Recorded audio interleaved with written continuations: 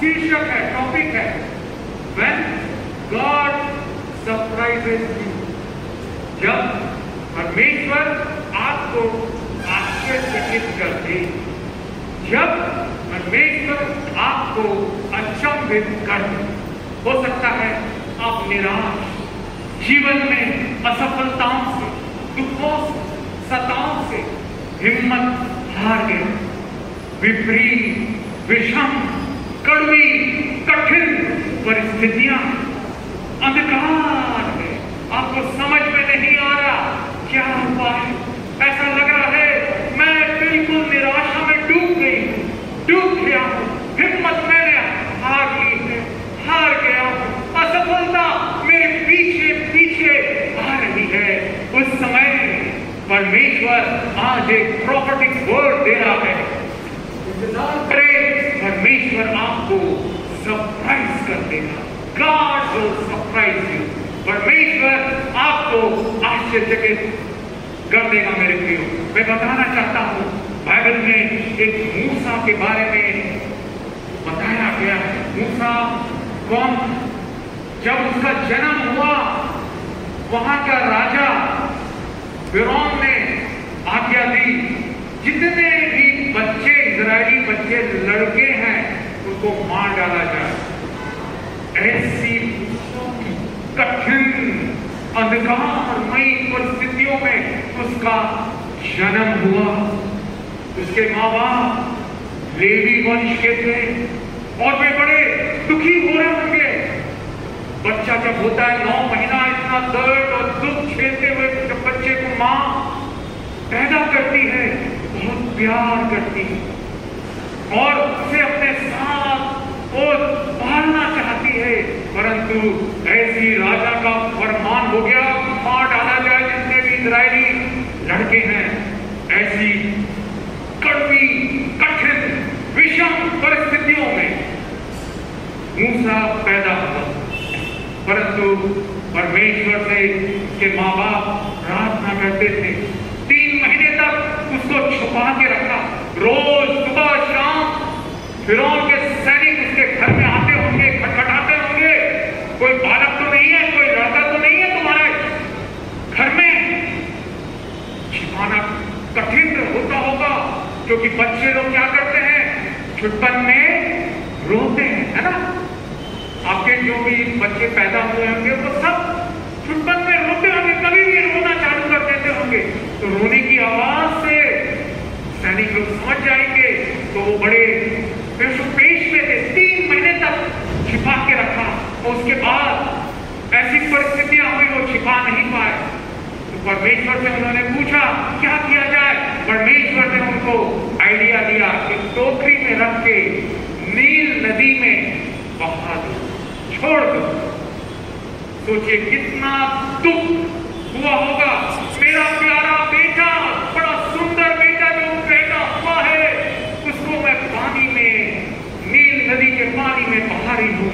मगरमच्छ, जानवर, समुद्री जानवर उसको खा सकते हैं, वो डूब सकता है। परंतु प्रेज द लॉर्ड, परमेश्वर ने उसकी टोकरी को जब वो जा रहा था नील नदी में, मूसा छोटा बालक रोता हुआ, उसी समय फिरौन की बेटी राजकुमारी वहां नहाने के लिए आई। मेरे प्रियो, God can bring the best in your adverse circumstance.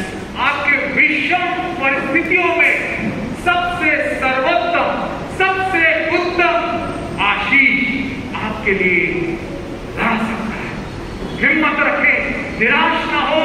असफलता आए, याद रखिए, फेलियर्स आर नॉट परमानेंट। असफलता हमेशा नहीं रहती। एक दिन आप सफल होंगे, एक दिन आप पास होंगे, एक दिन आपको नौकरी मिलेगी, एक दिन आपकी उन्नति होगी, आपकी आमदनी बढ़ेगी, आपका खुद का घर होगा, हालेलुया, आपका जीवन साथी होगा। मेरे प्रियो, ऐसे ही फिरौन की राजकुमारी नहा रही थी, उसने सुना बच्चा कोई रो रहा है टोकरी में। इतिहासकार बताते हैं कि उसका, राजकुमारी का कोई बच्चा नहीं था। तो उसको बड़ा प्यार लगा, दया आई और उसने अपने सेविकाओं को बोला, जाओ टोकरी आ रही है, उसको मेरे पास लाओ। टोकरी खोल के देखा तो छोटा बालक मूसा रो रहा है करके, और राजकुमारी का दिल पिघल गया, प्यार से भर गया और उसने कहा, उसे उठाओ, मैं उसे पालूंगी। दूर से मूसा की बड़ी बहन देख रही थी, उसका प्यारा भाई नदी में छोड़ दिया गया, नदी में देख रही थी। तो देखा, अरे राजकुमारी उठा के ले जा रही है। वो जल्दी से राजकुमारी के पास आई, बोली, ये तो छोटा बच्चा है, मैं उसके लिए एक सेविका लाऊं, दाई लाऊं? तो राजकुमारी ने कहा, हाँ ले आओ।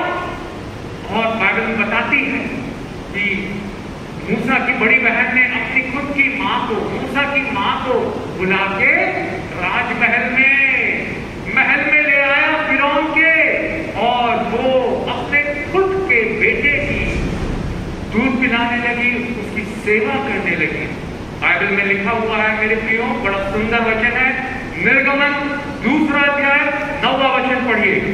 वहां दिया हुआ है, फिरौन की बेटी ने उससे कहा, तू इस बालक को ले जाकर मेरे लिए दूध पिलाया कर और मैं तुझे मजदूरी दूंगी।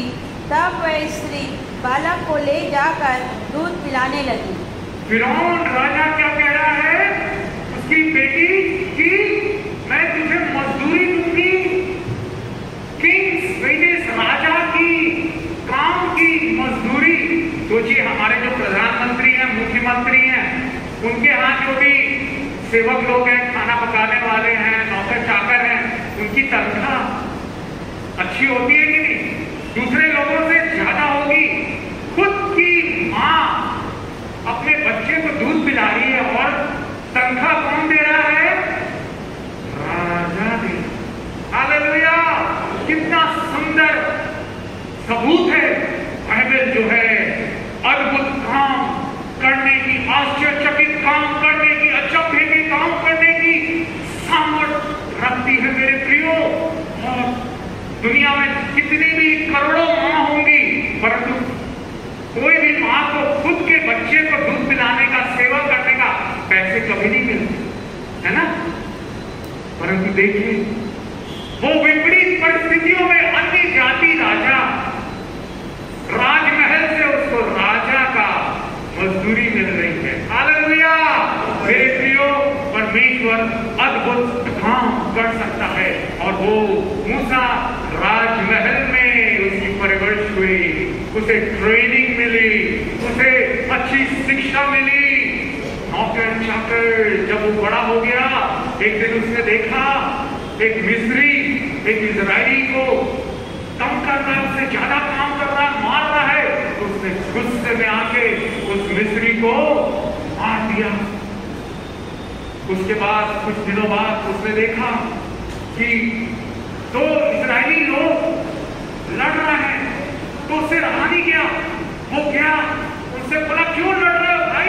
तुम लोग भाई भाई हो, दोनों इजरायली हो, क्यों लड़ रहे हो? तो उसमें से एक इजरायली बोला, अरे तूने कल उसको मिस्री को मार दिया, क्या तू आज फिर से हमको कोई मारेगा? मूसा डर गया, अरे वाह, सब पता चल गया कि मैंने मार दिया वो मिस्री को। जब राजा को पता चलेगा कि ये मूसा जो राजमहल में राजकुमार के रूप में उसकी परवरिश मैंने की है, उसने मेरे लोगों को मार दिया, मिस्री आदमी को मार दिया, तो वो बड़ा गुस्सा हो जाएगा। वो डर के मारे भागा और वो एक अलग जगह में चला गया मेरे प्रियो, बयाबान में।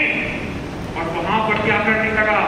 भेड़ बकरी को चराने लगा। सोचिए, एक राजमहल में जिसकी परवरिश हुई बचपन से लेके जवानी तक, और वो अब क्या कर रहा है? भेड़ बकरियों को चरा रहा। परंतु प्रेज़ द लॉर्ड, 40 साल तक वो राजमहल में रहा और उसके बाद 40 साल तक वो बयाबान में, विल्डरनेस में रहा और वहां भेड़ बकरियों को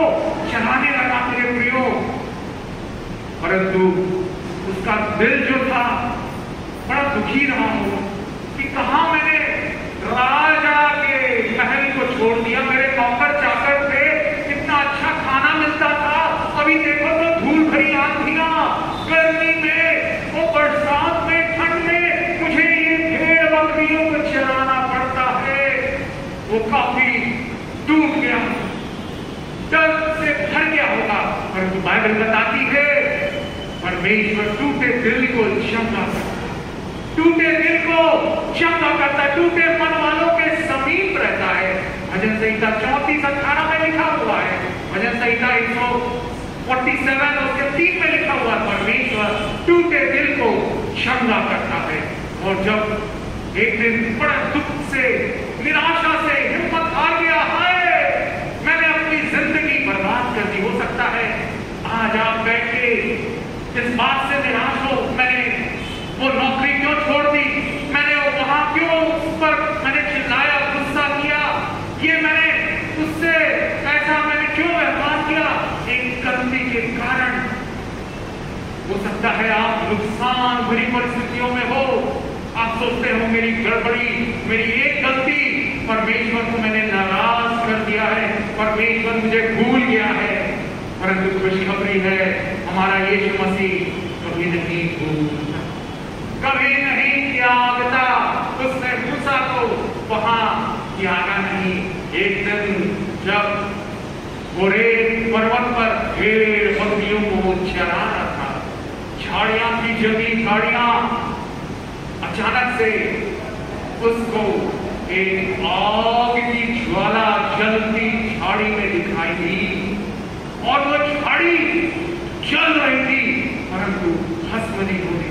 किसी में भी हम आग लगाएंगे, है ना, तो क्या हो जाएगा, राख बन जाएगा। परंतु वो झाड़ी जो थी जल रही थी परंतु भस्म नहीं हो रही थी, राख नहीं बन रहा था।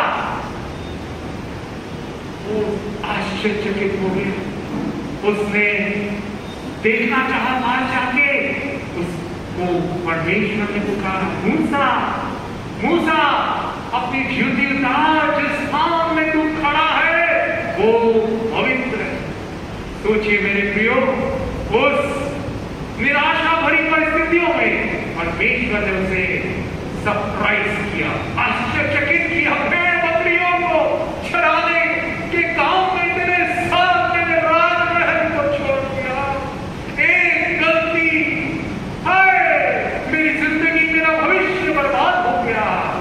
आपके लिए खुशखबरी, आपकी एक गड़बड़ी, एक गलती से हिम्मत ना हारे, परमेश्वर से जो क्षमा की कहानी है, भजन संहिता 86:5 में लिखा हुआ है, हमारा परमेश्वर क्षमा की कहानी, हालेलुया, वो प्यार से भरा हुआ है। भजन संहिता 86:15 में लिखा हुआ है, भजन संहिता 103:8 में लिखा हुआ है, भजन संहिता 111:4 में लिखा हुआ है, भजन संहिता 145:8 में लिखा हुआ है।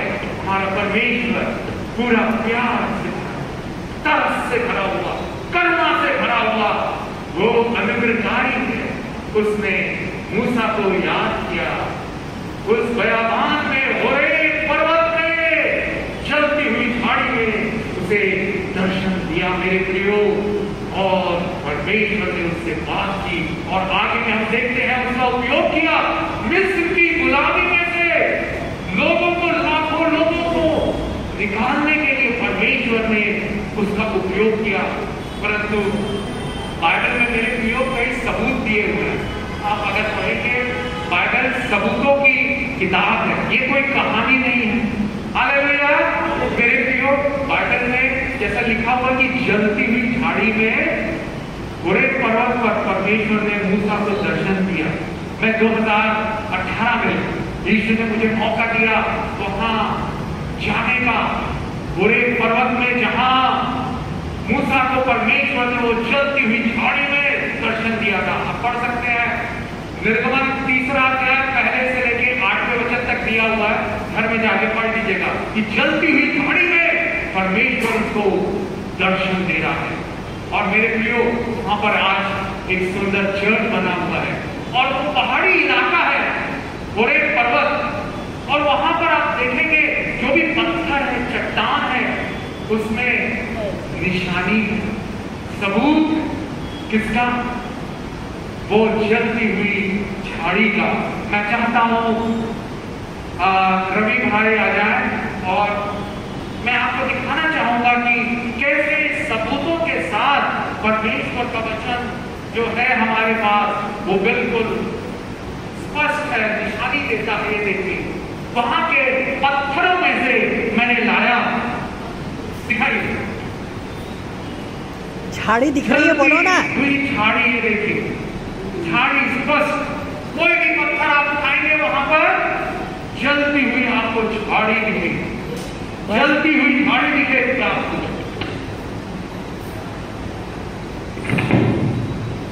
कोई भी पत्थर, ये ऐसा नहीं कि पानी में डाल लो या केमिकल कर लो, जलती हुई झाड़ी, कोई भी पत्थर वहां उठाएंगे, देखिए सबूत है, निशानी है कि बाइबल सत्य है, बाइबल में जो घटना है वो सबूतों के साथ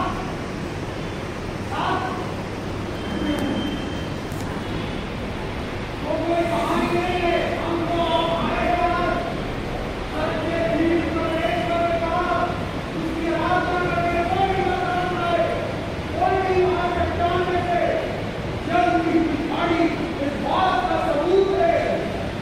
बाइबल सत्य है, जलती हुई झाड़ी। हालेलुया, ताली बजाओ। हम जिस परमेश्वर की आराधना कर रहे हैं वो कोई ऐसा कहानी नहीं है। हालेलुया।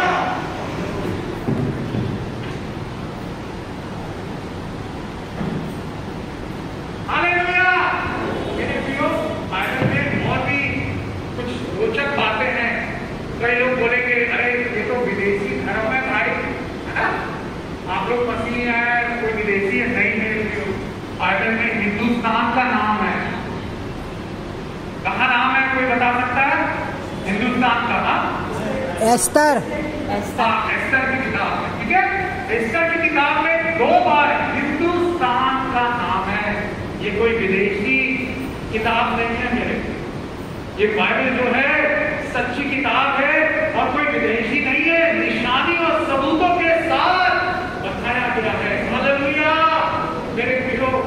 और काफी दिनों से मैंने प्रश्न नहीं पूछा, क्विज नहीं पूछा। मैं आपको एक प्रश्न पूछना चाहता हूं ताकि आप बाइबल का अध्ययन करें। हो सकता है चर्च में आके उतना समय नहीं मिलता हो, परंतु घर में जाके आप पढ़ सकते हैं। यीशु मसीह को क्या कहा जाता है? यहूदा का गोत्र का शेर, है ना, lion of tribe of JUDA. तो ये यहूदा का सिंह क्यों कहा जाता है? कोई बता सकता है? याकूब के 12 बच्चे थे, है ना, 12 गोत्र थे, तो केवल ये यहूदा को क्यों चुना गया? कोई बता सकता है? यीशु मसीह यहूदा गोत्र से क्यों आए? बड़ी रोचक जानकारी है, उत्पत्ति में दिया हुआ है। आप जाके पढ़िएगा फिर बताइएगा कि क्यों यहूदा गोत्र से यीशु मसीह आए। मैं आपको उसका हिंट दे रहा हूं। जब यूसुफ को गड्ढे में डाल दिया गया तो यहूदा ने कुछ काम किया, उसके कारण उसे ये आशीष मिली उसकी पीढ़ी को।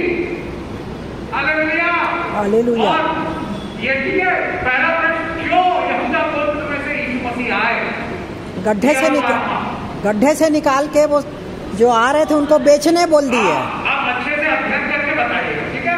और दूसरा प्रश्न, जो ख्रीस्त विरोधी आने वाला है, एंटी क्राइस्ट, ठीक है, एंटी क्राइस्ट कौन से 12 जो गोत्र हैं, है ना, यहूदा है, शिमोन है, लेवी है, 12 गोत्र है, उसमें से एक गोत्र में से ख्रीस्त विरोधी एंटी क्राइस्ट आने वाला है।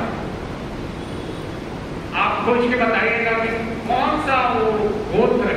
हालेलुया। बिन्यामीन। मेरे प्रियो, आगे हम और देखेंगे बालक सैमुएल के जीवन के बारे में। बालक सैमुएल क्या कर रहा था? बड़े दर्द के साथ पैदा हुआ, 5 दिन उसकी मां हन्ना रो रो के आंसुओं के साथ बालक अपने बेटे को प्राप्त की और उसने जो वाचा बांधी थी उसने पूरा किया, मंदिर में जाके अपने बेटे को दे दिया सेवा करने के लिए।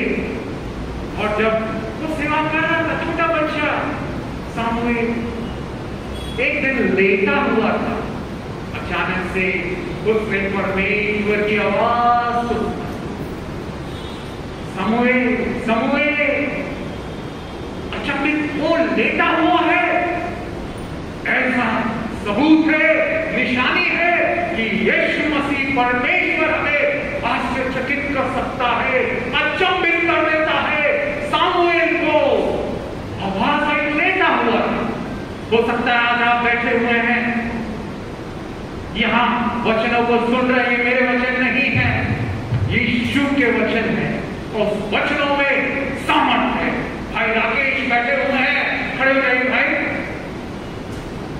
पाम संडे के दिन, खजूर के रविवार के दिन मैंने यहां प्रचार किया, और मैंने प्रचार किया, उसके बाद मैं जा रहा था, अचानक से ब्रदर आए, बोले ब्रदर मेरे साथ एक चमत्कार हो गया, मुझे चंगाई मिल गई।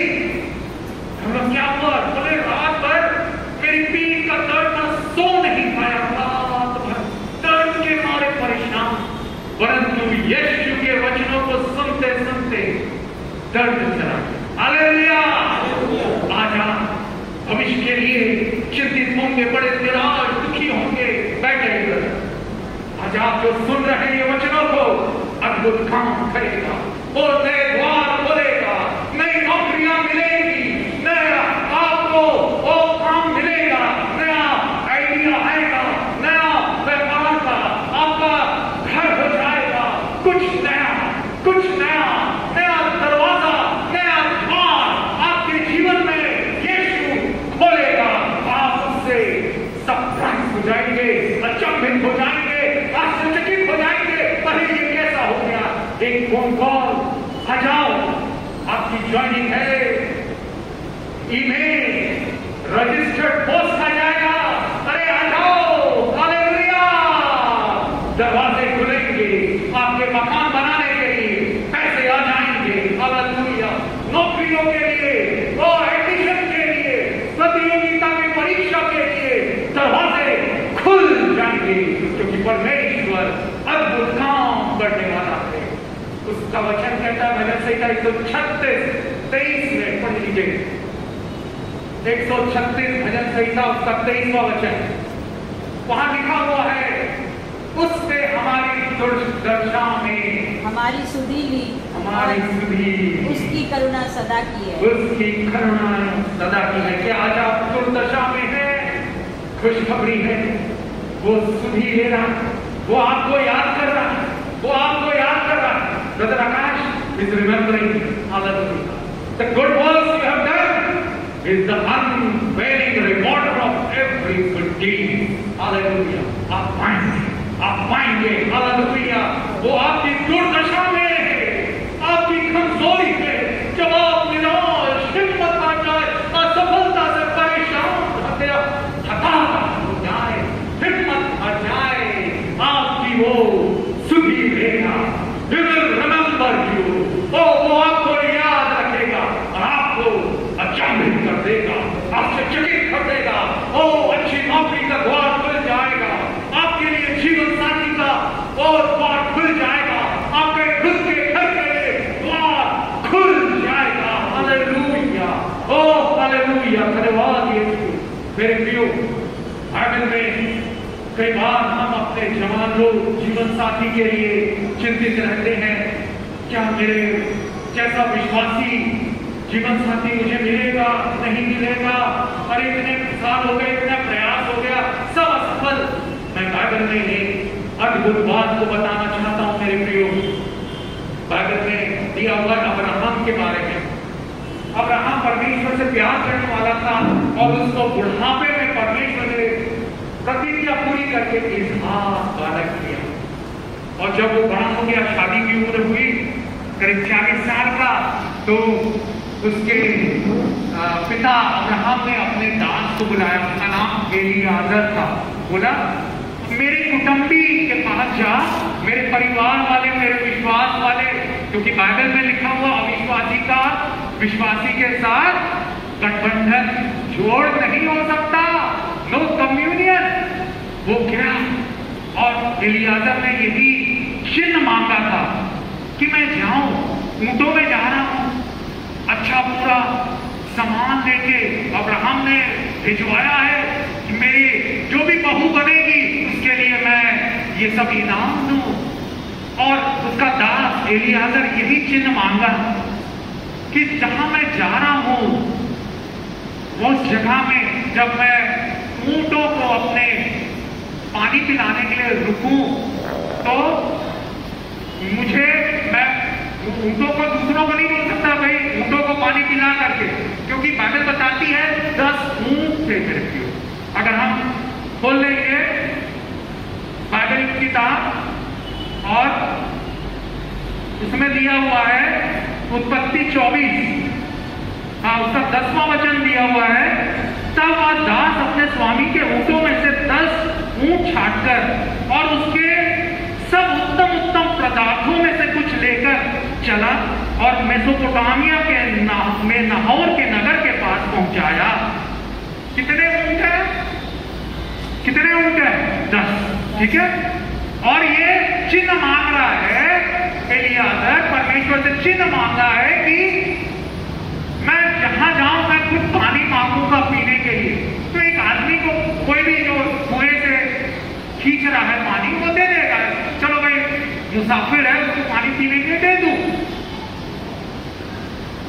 और उसने ये कठिन चीज मांगी, ये बात मांगी कि मेरे ऊंटों को भी जो मेरे को पानी मैं जिससे मांगू वो मेरे को पिलाया, बोले कि बिना उसको बोले कि मेरे ऊंटों को पानी पिला, खुद पानी बोले कि मैं तुम्हारे ऊंटों को भी पिलाऊंगी। 10 ऊंट थे मेरे प्रिय।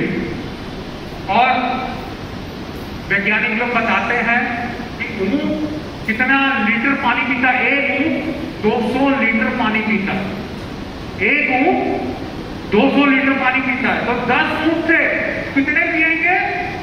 2000 लीटर। सोचिए 2000 लीटर पानी कुएं में से भीड़ लगी होगी। हाँ उस समय ऐसे वो फैसिलिटी नहीं था कि सबके घर में नल है सरकार की तरफ से, निगम की तरफ से, कुएं में से निकाल रहे थे।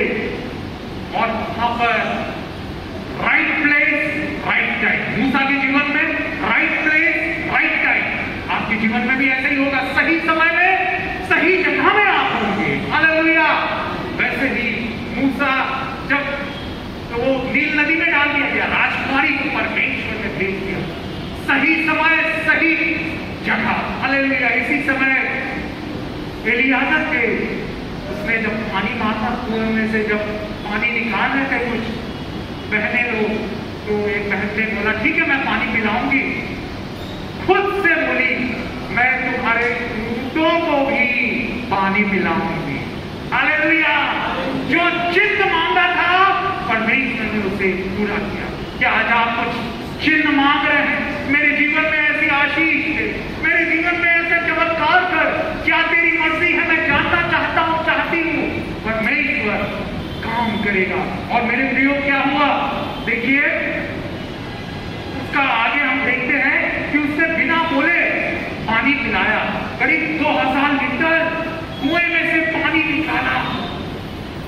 मेहनती थी रेबेका, वो लड़की थी जो पानी पिलाने को तैयार हुई इलियाजर को और उसके साथ साथ 10 ऊंटों को, करीब 2000 लीटर। कितनी ताकत लग रही होगी, कितनी मेहनत लग रही होगी। कुएं में से कितने लोग पानी कभी निकाले हैं? कुआं तो देखा है ना, ताकत लगती है मेरे प्रियो। कितनी ताकत लगी होगी, कितनी मेहनत, पसीना पसीना हो गई होगी।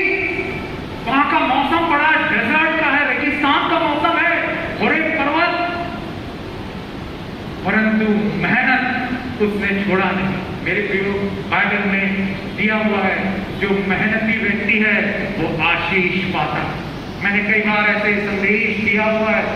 नीति वचन 12:24 में लिखा हुआ है, नीति वचन 12:24 में, कामकाजी लोग प्रभुता करते हैं। कामकाजी इंग्लिश में दिया हुआ है, इंटेलिजेंट हार्ड वर्कर रूल्स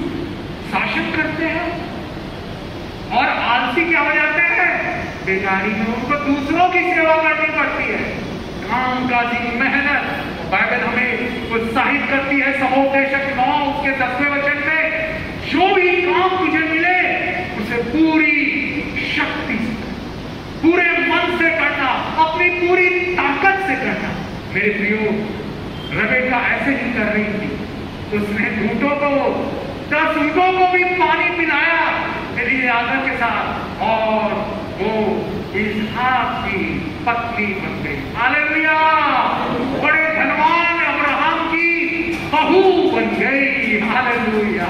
सोचिए, एक लड़की कुएं में से अपने भेड़ बकरियों को पानी पिला रही है और अचानक से एक अजनबी आ जाए, मुसाफिर आ जाए और पानी मांगने लगे। बाइबल बताती है हमें भले काम करने के लिए हमेशा तैयार रहना है, भले भले काम करने में सरगर्म होना है। तीतुस की किताब 3 अध्याय 8वां वचन, याकूब की किताब 4 अध्याय 17वां वचन, उत्पत्ति 4 भलाई करते हैं तो परमेश्वर क्या होता है? खुश हो जाता, प्रसन्न हो जाता। इब्रानियों 13:16 में भी दिया हुआ है, उदारता करना और भलाई करना मत भूलो। क्या आज आप भलाई करते हैं मेरे प्रियो? अजनबी अनजान लोगों के लिए मैं आपको एक सच्चा उदाहरण देना चाहूंगा। मेरी mummy secondary school, girls school में प्राचार्य प्रिंसिपल थी, और वहाँ के जो पहले जो प्रिंसिपल थे और जो भी वो था, वहाँ जो भी पेड़ लगाए जाते सब सूख जाते। तो मम्मी को आश्चर्यचकित लगा जब वो वहाँ उनकी पोस्टिंग हुई, नई नई ज्वाइन की। लोगों ने बोला, मैडम यहाँ क्या मट्टी ठीक नहीं है, सब सूख जाते हैं।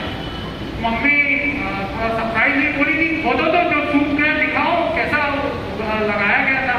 तो पता चला कामचोर टीचर ने पूरे गमले के साथ गड्ढा खोद के गमले को भी उसमें डाल दिया। क्या हो गया? पेड़ सूख गया। मम्मी को थोड़ा, बुद्धिमान जो है थोड़ा गुस्सा भी हो जाता, भाई ऐसा मूर्खता का काम। अरे टीचर को डांटा, हो बोले नहीं मैडम हो ही नहीं सकता यार। कोई बात नहीं, मैं गड्ढा खोदने लगी, और सुबह से वो पहुंच गई थी। उसमें से बच्चे लोग आ रहे थे, उनके माता पिता उनको छोड़ रहे हैं गाड़ी में, बच्चियों को अपने। एक जन ने, अजनबी ने देखा, अरे ये कौन सी मैडम अभी नई नई आई, गड्ढा खोद रही है। एक महिला अच्छी साड़ी पहने हुए, अच्छा वो खुद गड्ढा क्यों खोद रही है? उसने गार्ड को बोला, ये कौन है भाई, महिला कौन है? बोली यहाँ की प्राचार्य है। प्राचार्य लोग तो कमरे में बैठे रहते हैं, इसी कमरे में बाहर नहीं निकलते, काम नहीं करते ज्यादा, ये गड्ढा खोद रही है। और उसने अजनबी इंसान, वो एक बड़ा ठेकेदार था जो ढलाई रायपुर की बड़ी बड़ी सड़कों को बनाता है, करोड़ों रुपए का मालिक है वो। उसने बोला, अरे मैडम से मिला, मैडम आई सैल्यूट, मैं आपको सैल्यूट करता हूँ, आप कितना सुंदर काम कर रही हैं। मेरी बच्ची पढ़ती है, मैं कल से मजदूरों को भेजता हूँ। मम्मी ने सोचा कोई होगा, उनके बारे में नहीं जानती थी। कल दूसरे दिन उसने 10 मजदूरों को भेज दिया, गड्ढों पर गड्ढे हो गए और इतना सुंदर हरियाली हो गई। अभी भी आप जाके देखेंगे सेक्टर 2 गर्ल्स स्कूल, अभी तो दूसरा वो डीएवी कुछ स्कूल बन गया। पेड़, मेहनत का फल मीठा होता है। क्या आज आप मेहनत करते हैं? क्या आप भलाई कर रहे हैं? क्या लेना देना? अरे मेरे को तो सरकार से तनख्वाह मिलती है, मैं क्यों गड्ढा खोदूं? मर रहा है, ठीक है, लोग सब मर जाते हैं, आगे मिट्टी ठीक है रहने दो, मेरे को क्या? मेहनत, बाइबल बताती है नीति वचन 12:24 में, मेहनती काम काजी लोग शासन करेंगे, हालेलुया, उन पर आशीष होगी। मेरे प्रिय भाई, मेरी बहन, आप हो सकता है पढ़ रहे हैं, मेरे जवान बच्चों हो सकता है आप पढ़ रहे हैं, क्या मेहनत करते हैं? कितने घंटे आप पढ़ाई करते हैं? आप नौकरी करते होंगे, छोटी नौकरी हो कोई बात नहीं, वहां पर कितने ईमानदारी से काम करते हैं। या मोबाइल में फोन करते रहते हैं, इधर उधर जब कोई देख नहीं रहा है तो अपना पर्सनल काम। नहीं मेरे प्रियो, बाइबल हमें सावधान करती है ऐसा नहीं करना। मेरे प्रियो, परमेश्वर देख रहा है और हो सकता है आज आप इस बात से दुखी हो कि मेरे साथ बुरा किया है लोगों, है ना, इस दुनिया में रहते हुए उसने मेरी चुगली की है, उसने मेरी बुराई की है, उसने मेरी मुझे नीचा दिखाया है, मुझे तिरस्कार किया है, तुच्छ जाना है। ऐसे जब विचार आ जाए, जब आपका दिल जीवन जख्मों से पीड़ाओं से भरा हो, एक सुंदर पद है उत्पत्ति की किताब 50वां अध्याय और उसका 20वां वचन। उत्पत्ति की किताब 50वां अध्याय 20वां वचन कहता है, यद्यपि तुम लोगों ने मेरे लिए बुराई का विचार किया था, परंतु परमेश्वर ने उसी बात में भलाई का विचार किया जिससे वह ऐसा करे कि आज के दिन प्रकट है कि बहुत से लोगों के प्राण बच गए। यूसुफ के लिए, उसकी बुराई करने के लिए उसके खुद के भाइयों ने उसे बेच दिया, तिरस्कार किया। क्या आज आप ऐसे तिरस्कृत हालत में हैं? खुशखबरी, यूसुफ का परमेश्वर आपको देख रहा, आपके साथ जो अन्याय हुआ है, शोषण हुआ है, आर्थिक, मानसिक, शारीरिक, जो आपको मिलना था वो नहीं मिला, किसी और ने छीन लिया, किसी और ने लूट लिया। परमेश्वर न्यायी है, वो देख रहा है, वो देख रहा है मेरे प्रियो। बाइबल में कई जगह लिखा हुआ है हमारा परमेश्वर न्यायी परमेश्वर है। भजन संहिता 7:11, इब्रानियों 10:30 में और यशायाह 30 में, ऐसी कई जगहों में लिखा हुआ है हमारा परमेश्वर न्यायी परमेश्वर है। उसने यूसुफ के जीवन में देखा कि ऐसा अन्याय हो रहा है और उसको गड्ढे में से उठाया, जेल में डाल दिया गया। सोचिए, एक जवान लड़का जेल में चला जाए, पूरा भविष्य अंधकारमय हो जाता है। नौकरी के लिए सर्टिफिकेट चाहिए रहता है, आपका कैरेक्टर, पुलिस सर्टिफिकेट, कहीं जाएंगे विदेश, कहीं पर भी पुलिस क्लियरेंस। जेल में गया हुआ व्यक्ति का भविष्य बिगड़ जाता है। ऐसे ही यूसुफ का भविष्य बिगड़ गया और वो जेल खाने में झूठे इल्जाम, हो सकता है आप पर झूठे केस डाल दिए गए, झूठे इल्जाम लगा दिए। एक भाई, कुछ हफ्ते पहले मैं झारखंड गया हुआ था, एक भाई प्रार्थना के लिए निवेदन करता था, उसकी जमीन थी और झूठ करके, फरेब करके उससे जमीन उसकी ले ली गई, हड़प ली गई। उसने कोर्ट केस किया और कोर्ट केस में पेशी पे पेशी होते जा रही है। परेशान हो गया, कितनी बार जाऊंगा, प्रार्थना के लिए निवेदन किया और यीशु सच्चा न्यायी परमेश्वर है।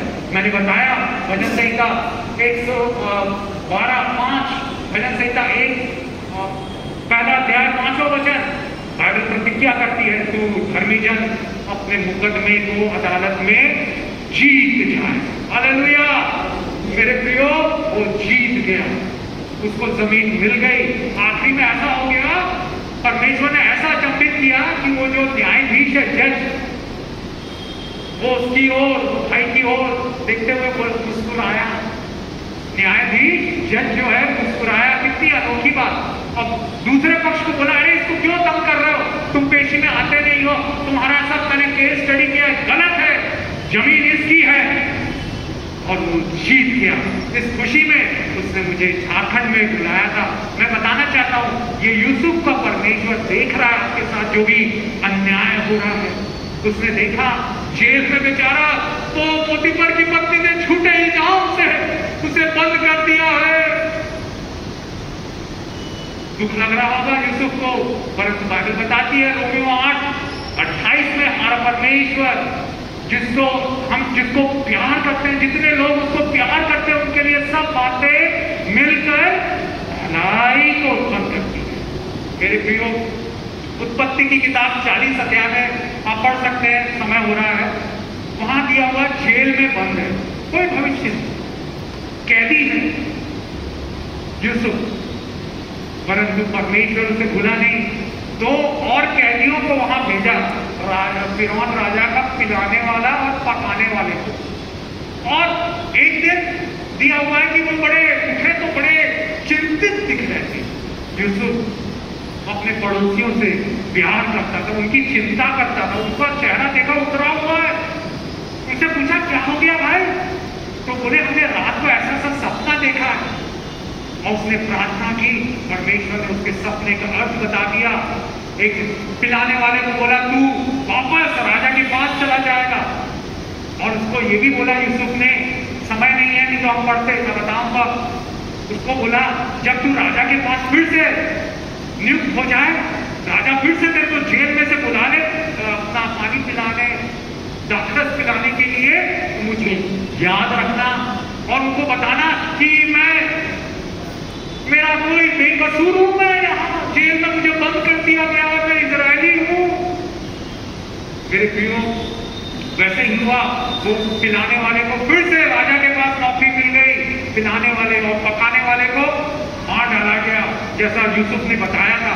और दिया हुआ है उत्पत्ति 41 अध्याय में, और उसका पहला वचन दिया हुआ है, पूरे 2 वर्ष के बीतने के बाद।